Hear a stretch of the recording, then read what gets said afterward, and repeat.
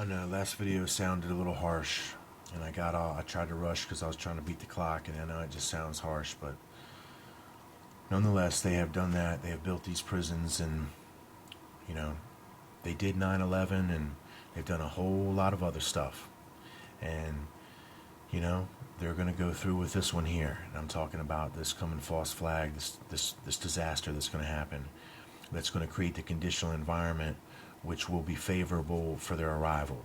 And they're playing it out just like that. They're creating a condition to where everything is going to be variably favorable for their achievement of their goal.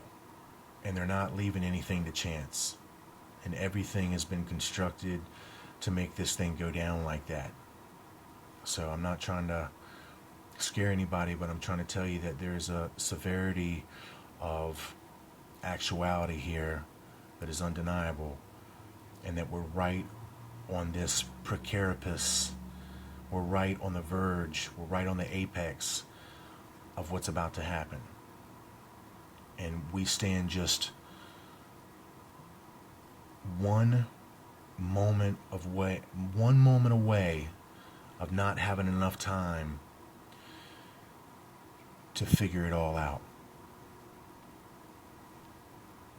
It's that close. So just understand that there's a seriousness about this that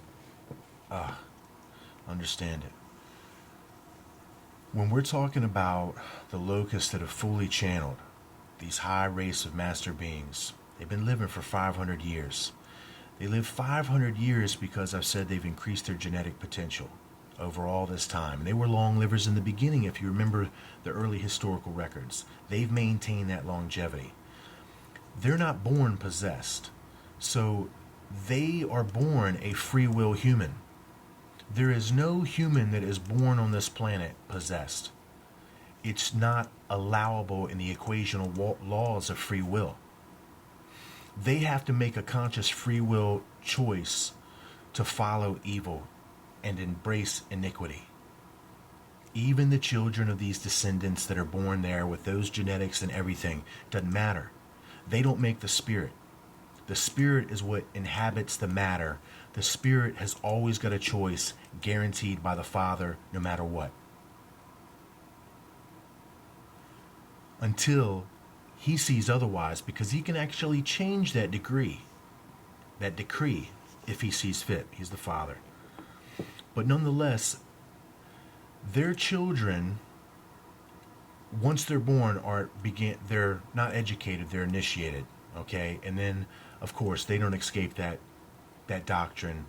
Anybody within that cultural system down there is fully embracing this ideological, spiritual rebellion. Absolutely. And they think that they're doing the right thing. They think that they're this wonder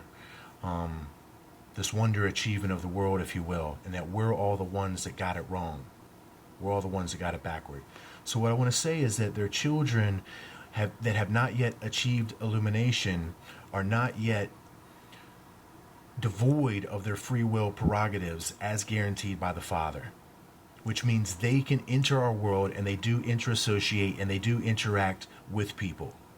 Okay, that's one of the hyper variables that begin to change the causational outcomes of what so many people want to think is a concrete thing. It's got to be that way. And that's what makes it so hard to explain.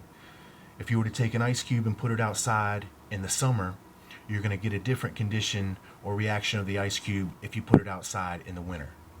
You change the conditional environment, you're going to change the variable exchange of the equation, and thus you're going to create a different outcome. So everything's not so cut and dry, and it's hard to explain, but for the children that have not achieved this full possession, we have had contact with some of them, and our history will record that. But they still choose to make contact with only those people who want their presence there, who they have been working on behind the scenes with their ways of seducing and making it happen. And then, of course, we're talking about the fully illuminated locusts, the ones that are older in their practice and they're living up to this 400-year era. Those are the ones that are barred.